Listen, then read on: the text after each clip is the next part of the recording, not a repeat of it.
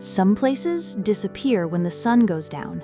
Others disappear when the clouds arrive. Yi Ti disappears almost every morning. Hidden high in the mountains near Vietnam's northern border, this small village spends much of the year floating above a sea of clouds. Some mornings, you can barely see the house next door.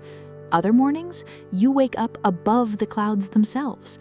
And that's exactly why I came. The drive to Yi Ti is unlike anywhere else I'd been in Vietnam. The roads become smaller, the mountains become quieter, tourists almost disappear. For hours, every turn reveals another layer of valleys stretching towards the horizon. Unlike Sapa, Yi Ti doesn't try to impress you immediately. It slowly introduces itself, almost shyly. The farther I drove, the more isolated everything became. Small wooden houses appeared beside winding roads. Buffalo wandered through open fields. Children waved as motorbikes passed. It felt like I had left the modern world behind. The weather changed constantly. Bright sunshine, then thick fog. Blue sky, then complete white. Every few minutes, the landscape transformed into something completely different. No photograph could ever capture what this place truly feels like, because the mountain is alive, always changing, always surprising you. I arrived just before sunset. The village looked peaceful. Smoke drifted from rooftops. Families prepared dinner. Dogs wandered along quiet dirt roads. Everything seemed ordinary until the next morning. Before sunrise, I stepped outside. The air was cold, completely silent. At first, there was nothing to see, only white fog surrounding the village. Then, the wind began to move, slowly, very slowly. The clouds started falling beneath the mountain, not rising, falling. Within minutes, the impossible happened. Entire valleys appeared beneath my feet. Mountain peaks floated above an endless ocean of clouds. The village wasn't inside the clouds anymore, it was above them. I had never seen anything like it. Standing there, I finally understood why photographers travel thousands of kilometers just to spend one morning in Yi Ti. The view changes every second. Light pours across the mountains.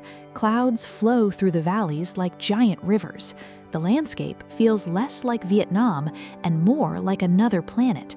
Nobody spoke. Everyone simply watched. Some moments don't need words. But Yi Ti isn't famous because of the clouds. It's famous because people have built lives here. For generations, ethnic communities have farmed these mountains, despite harsh winters, thick fog, and isolated roads. Life isn't easy. Everything requires patience. The weather decides almost everything. When to plant, when to harvest, when to travel.